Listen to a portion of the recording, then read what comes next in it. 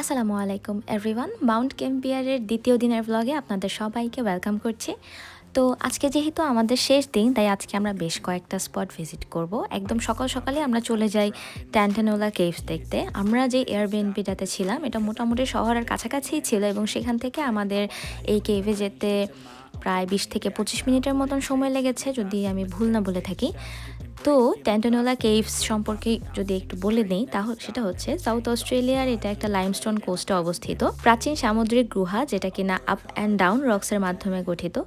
Pleistocene যুগে সমুদ্রের ঢেউ ডলোমাইট পাহাড় ক্ষয় করে এসব গুহা তৈরি করে, যেখানে আজও অনন্য গোলাপি রঙের শিলা গঠন এবং শামুকের খোলস এবং সিল মাছের হাড় পাওয়া যায়। 1930 সালে একটি হারানো ফেরেট খুঁজতে একটা বালক এই গুহা আবিষ্কার করে এবং তারপর থেকে এটাকে সংরক্ষণের আওতায় নিয়ে আসা হয়। 1980 শতকের দিকে অস্ট্রেলিয়ার প্রথম হুইলচেয়ার অ্যাক্সেসযোগ্য গুহা হিসেবে এটা পরিচিতি পায়, যেখানে দর্শনার্থীরা দুর্দান্ত ডলোমাইট, স্ফেলিওথেম এবং সামুদ্রিক ইতিহাস দেখতে পারবেন। তো এখানে ঢুকতে হলে প্রথমে আপনাকে টিকিটটা কেটে নিতে হবে। একটু পরপরে এখানে একজন ট্যুর গাইডের মাধ্যমে ট্যুর করানো হয় এবং এখানে যারা স্টুডেন্ট আছেন তারা যদি স্টুডেন্ট আইডি কার্ড শো করেন তাহলে টিকিটের প্রাইসটা আরেকটু কমে আসে। তো যাই হোক, আমরা ট্যুর শুরু করার আগে আমাদেরকে ট্যুর গাইড কিছু নির্দেশনা দিচ্ছিলেন আর কি, এবং কিছু হিস্ট্রি বলতেছিলেন। তো আমরা অবশেষে কেভটার ভেতরে প্রবেশ করি এবং সত্যি দেখতে অসাধারণ লাগতেছিল। উপরের ফরমেশনটা যদি একটু দেখেন তাহলে বুঝবেন যে প্রকৃতি কতটা সুন্দর হতে পারে, এবং প্রকৃতিকে যদি সময় দেওয়া হয় এবং তাকে যদি আমরা কোনোভাবে ডিস্টার্ব না করি তাহলে সে নিজের মতন করেই থাকতে চায়। তো সমুদ্রপৃষ্ঠ থেকে অনেক উঁচু থাকা কালে ঢেউ ডলোমাইটের এই ক্লিফে আঘাত করে এবং গুহা এবং এই ওভারহ্যাংগুলো তৈরি করে। এর ফলেই কিন্তু গুহায় সামুদ্রিক জীবাশ্ম পলিগুলো বছরের পর বছর ধরে জমা থেকে আসছে। ডলোমাইটটা যেভাবে গঠন হয় সেটা হচ্ছে অনেক অনেক বছরের ধরে ডলোমাইট শিলার ফাটল দিয়ে খনিজ সমৃদ্ধ পানি যখন ঝরে পড়ে, যেটা কিনা স্ট্যালাকটাইট, স্ট্যালাগমাইট এবং হ্যালিকটাইট সহ নানা ধরনের গোলাপি ও বাদাম স্ফেলিওথেমগুলো তৈরি করছে। তো সত্যি বলতে এই কেভটা দেখতে আমার খুবই ভালো লাগে এবং ভেতরে ঢোকার পরে আসলে বোঝা যায় যে এনভায়রনমেন্টটা কীরকম ছিল। ভেতরের পরিবেশটা ছিল খুবই ঠান্ডা অ্যান্ড সত্যি বলতে আমার তো খুবই ভালো লেগেছে। আর আমার এইসব ন্যাচারাল টাইপের জায়গা খুবই পছন্দ। আপনারা যদি আমার প্রিভিয়াস ব্লগ দেখে থাকেন তাহলে বুঝতে পারবেন যে এই ধরনের জায়গা আমার অনেক বেশি ভালো লাগে এবং আমার কাছে মনে হয় যে আমি যদি একটু পিছনে চলে যেতে পারতাম হাজার হাজার বছর আগে, তাহলে হয়তো আমি জিনিসগুলো আরও ভালোভাবে বুঝতে পারতাম, দেখতে পারতাম। তো এরপরে আমরা চলে আসি the lady Nelson visitor and Discovery সেন্টারে। তো মাউন্ট গ্যাম্বিয়ারে অবস্থিত লেডি নেলসন ডিসকভারি সেন্টারটি 1800 থেকে 1802 সালের দিকে লেফটেন্যান্ট জেমস গ্র্যান্ডের অধীনে সাউথ অস্ট্রেলিয়ার উপকূল রেখায় প্রথম মানচিত্রায়িত করা ঐতিহাসিক জাহাজ HMS লেডি নেলসনের অভিযাত্রাকে স্মরণ করে নির্মিত। মূলত উনি যেই জাহাজটা দিয়েই তার যাত্রাটি শুরু করেছিলেন, এখানে এসেছিলেন, সেই জাহাজের আদলে এই ডিসকভারি সেন্টারের সামনে যে জাহাজটা আপনারা দেখতে পাবেন একটু পরে, সেটাকে নির্মিত করা হয়েছে। এখানে স্থানীয় ভূতত্ত্ব, জলাভূমি, আদিবাসী ইতিহাস এবং প্রারম্ভিক ইউরোপীয় বসতি স্থাপনকারীদের কিছুটা গল্পই সেন্টারের ভিতরে তুলে ধরা হয়, যেটা কিনা আমরা একটু পরেই দেখতে পাবো। আর তার চেয়েও সুন্দর বিষয় হচ্ছে জাহাজের বিশেষ 3 কিলের নকশার কারণে এটি স্বল্প গভীর পানিতে অভিযান চালাতে সক্ষম হয়েছিল।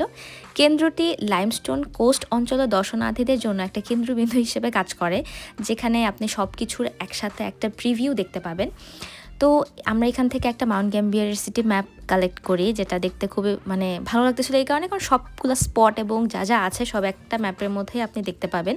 এবং এখানে অনেক সুন্দর সুন্দর মাউন্ট গ্যাম্বিয়ারের সোভেনিয়ার্স, ফ্রিজ ম্যাগনেটস, তারপরে মাউন্ট গ্যাম্বিয়ারের স্পেশাল কিছু জিনিসপত্র যেটা কিনা আপনি সাথে করে নিয়ে যেতে পারবেন, কাউকে গিফট করতে পারবেন, এখানে পাবেন। তো আমরা এখান থেকে কিছু সোভেনিয়ার্স, পোস্ট কার্ড আর ফ্রিজ ম্যাগনেট কিনি, যেটা আমাদের খুবই ভালো লাগে। তো এরপরে আমরা চলে আসি অ্যাঙ্গেল ব্রেকেট বা অ্যাঙ্গেল ব্রিজড কেভে। এটার প্রনাউন্সিয়েশনটা একটু ডিফিকাল্ট লাগছিল আমার কাছে। এনিওয়েজ, আমরা এই কেভটা দেখতে পাই নাই, কারণ হচ্ছে আমরা প্রি বুকিং দিয়ে আসিনি এবং যার জন্য আমরা কোনো স্লট পাই নাই। এই কেভটাতে আসতে হলে অবশ্যই আপনারা প্রি বুকিং দিয়ে আসবেন, না হলে আমাদের মতন দেখা যাবে যে স্লট পাবেন না, তখন না দেখেই চলে যেতে হবে। হাজার হাজার বছরের বৃষ্টির পানি কিভাবে চুনাপাথর ক্ষয় করে গুহাটাকে তৈরি করেছে এবং কিভাবে এটি কোয়ারি থেকে এখন একটা ঐতিহ্যবাহী পর্যটন স্থানে রূপান্তরিত হয়েছে, সেটা এখানে আসলে অবশ্যই জানতে পারবেন। এর বিশেষ বৈশিষ্ট্য হচ্ছে স্বচ্ছ জলভরা চেম্বার, যেখানে ডাইভিংয়ের জন্য এটি খুবই জনপ্রিয়। শুষ্ক অংশে বিভিন্ন স্ট্যালাকটাইট এবং স্ট্যালাগমাইট সব বিভিন্ন প্রাকৃতিক গঠন সবই এই শহরের ভেতর থেকে সহজে দেখা যায়। তো যাই হোক, যেহেতু নিজ চোখে দেখতে পারিনি তাই এটা নিয়ে আর বিশেষ কোনো কথা বলতে পারছি না। তবে হ্যাঁ, যদি ইচ্ছা থাকে অবশ্যই এটা প্রি বুকিং দিয়ে আপনারা দেখবেন। আর যেহেতু আমরা অলরেডি একটা কেভ দেখে ফেলেছিলাম তাই এটা বলেই নিজের মনকে সান্ত্বনা দিয়েছি। তো এই ২ দিন ব্যাপী একটা জিনিস যেটা ছিল যে ওয়েদারটা মাশাআল্লাহ খুবই ভালো ছিল, যার জন্য আমাদের আরও বেশি ভালো লাগতেছিল। বৃষ্টি হইলে হয়তো একটু ঝামেলা হয়ে যেত, কিন্তু বৃষ্টি না হওয়ার কারণে যেটা হয় যে রাস্তা থেকে শুরু করে প্রকৃতি সব কিছু আমরা এত ভালোভাবে এনজয় করতে পেরেছিলাম যা বলার বাইরে। তো এরপরে আমরা চলে যাচ্ছিলাম আমাদের আরেকটা স্পটের উদ্দেশ্যে। তো এরপরে আমরা চলে আসি Mount snack walking trail. Pronunciation নিয়ে অবশ্যই আমাকে সবাই মাফ করবেন, কারণ এখানের প্রোনাউন্সিয়েশনগুলো একটু আমার কাছে ডিফিকাল্ট। এনিওয়েজ, এটা হচ্ছে মূলত একটা ওয়াকিং ট্রেল যেটাতে আমরা উঠিনি, আমরা জাস্ট এটার কার পার্কিং লুকআউট থেকেই দেখে চলে আসি, বিকজ আমাদের অনেস্টলি কারোরই ওই এনার্জিটা ছিল না আজকে ট্রেলিংয়ের পিছনে কোনো সময় দেওয়ার বা এনার্জি ওয়েস্ট করার। বাট যদি সময় নিয়ে আসেন অবশ্যই সাজেস্ট করবো এই জায়গাটাও ভিজিট করার। ট্রেলটা খুবই সুন্দর হবে, কারণ এটা একটা রাউন্ড স্টাইলের ট্রেল, অ্যাপ্রক্সিমেটলি 1.3 কিলোমিটার্স, এবং আপনি এটাতে আসা যাওয়া করতে খুব সম্ভবত 30 থেকে 45 মিনিট সময়ের মতন লাগতে পারে। তবে ডিফিকাল্ট যেটা হচ্ছে এটা একটু মডারেটলি স্টিপস হার্ড হাইক হতে পারে। সো যারা একটু ফিট আছেন এবং মনে হবে যে সমস্যা হতে পারে না এটা হাইকিং করলে, অবশ্যই সাজেস্ট করবো যাওয়ার জন্য, কারণ আমরা লুকআউট থেকে আমাদের কাছে জায়গাটা খুবই সুন্দর মনে হচ্ছিল, আর এসব ট্রেইলে গেলে তো আরও বেশি সুন্দর লাগবে। তো তারপরে আমরা চলে যাচ্ছিলাম আমাদের আরেকটা স্পটে। এটা মূলত কারো যদি সুইমিং করার ইচ্ছা থাকে তাহলেই যাবেন, আদারওয়াইজ আমার কাছে মনে হয় যে ব্লু লেক দেখার পরে এখানে যে সময় নষ্ট করার কোনো আসলে দরকার নেই, বিকজ এটা হচ্ছে জাস্ট লিটল ব্লু লেক, যেখানে হচ্ছে মূলত সবাই সুইমিং করতে আসে, এবং আমাদের মধ্যে অনেকে হচ্ছে সুইমিং করার ইচ্ছা ছিল, যার জন্যই হচ্ছে মূলত এখানে আসা। পানিটা একদমই ব্লু লেকের মতন ব্লু, দেখতে খুবই সুন্দর লাগতেছিল, কিন্তু সমস্যা যেটা পানিটা প্রচণ্ড পরিমাণে ঠান্ডা ছিল, এবং এই পানির টেম্পারেচারটা সবসময় এরকম ঠান্ডাই থাকে। সো যদি কারো সুইমিংয়ের ইচ্ছা থাকে আগেই পানির টেম্পারেচারটা একটু চেক করে নেবেন, আদারওয়াইজ প্রচুর ঠান্ডা লাগবে। কিন্তু সুইমিং করার জন্য এটা একটা বেস্ট স্পট হতে পারে, কারণ যারা করেছে তাদের কাছে তো বেশ ভালোই লেগেছে, এবং এখানে অনেকে আসছিল দেখছিলাম সুইমিং করতে। তো যাই হোক, আমরা সুইমিং শেষ করে তারপরে আমাদের এয়ারবিএনবির জন্য আবার রওনা দিয়ে দিলাম। আমরা লাঞ্চ করে খাওয়া দাওয়া করে তারপরে আমাদের আরও যে 2-3টা স্পট দেখা বাকি সেগুলো দেখে আমাদের মাউন্ট গ্যাম্বিয়ারের ট্রিপটা আমরা শেষ করবো ইনশাল্লাহ। সো এখন হচ্ছে আমরা চলে যাচ্ছি আমাদের বাসার এয়ারবিএনবির উদ্দেশ্যে, এবং সত্যি বলতে যতই আমরা যাচ্ছিলাম এবং যত রাস্তাঘাট দিয়ে আমরা যাচ্ছিলাম তত বেশি মুগ্ধ হচ্ছিলাম, কারণ এত বেশি সুন্দর ছিল সব কিছু। স্পেশালি ব্লু লেকের পাশ ধরে যে রাস্তাটা, এটা আমার কাছে অসম্ভব পরিমাণে সুন্দর লেগেছে। এখান দিয়ে মনে হয় বহুবার ড্রাইভ করে গেলেও আমি বিরক্ত হব না। তো এরপরে হচ্ছে আমরা খাওয়া দাওয়া শেষ করে আবার বের হয়ে যাই এবং চলে আসি ইউএন স্পন্স কনজারভেশন পার্কে। যদিও আমরা কনজারভেশন পার্কটা ভিজিট করিনি সময় স্বল্পতার কারণে, তবে এই পার্কটা নাকি বেশ সুন্দর, এবং যারা হচ্ছে ফরেস্ট ভিজিট করতে পছন্দ করেন বা কনজারভেশন পার্কের প্রতি আলাদা একটা ভালোবাসা আছে, তাদের জন্য এটা একটা বেস্ট জায়গা হতে পারে। আমরা শুধু পন্ডটা দেখতে আসি, বিকজ এটার পানিটা নাকি খুবই স্বচ্ছ এবং এইখানে ডাইভিংও করা যায়, কিন্তু সেটার জন্য হচ্ছে আগে থেকে পারমিশন নিয়ে নিতে হয়, কারণ এটার পানিটা এত বেশি স্বচ্ছ। এখানে আমরা দেখতে পাচ্ছিলাম আর কি, একদম পানির ফ্লোর মোটামুটি দেখা যাচ্ছিল, পানিটা এতটাই স্বচ্ছ। কিন্তু এটার পানিটাও হচ্ছে বেশ ঠান্ডা, এবং টেম্পারেচারটা নর্মালি 10 থেকে 17 ডিগ্রি সেলসিয়াসের মতোই থাকে। তবে প্রত্যেক বছর 1 সেপ্টেম্বর থেকে 30 নভেম্বর পর্যন্ত এখানে ডাইভিং অ্যান্ড আদার যে পানির কার্যক্রমগুলো আছে সেগুলো সবই বন্ধ থাকে। তো কেউ যদি ওই ইচ্ছায় আসেন তাহলে এই টাইমটা অ্যাভয়েড করবেন। এরপরে আমরা চলে যাই পোর্ট ম্যাকডোনাল্ড দেখতে, যেটা খুবই সুন্দর লেগেছে। নর্মালি তো আমার সি বিচ এমনিই পছন্দ, আর সমুদ্রের কাছাকাছি যেতে পারলে তো আমার আর কোনো কথাই নেই। আমার সব জায়গায় ভালো লাগে যেখানে সমুদ্র আছে। তো এই সি বিচটাও বেশ ভালোই ছিল, আমরা একটু জেটিতে উঠে সময় কাটালাম।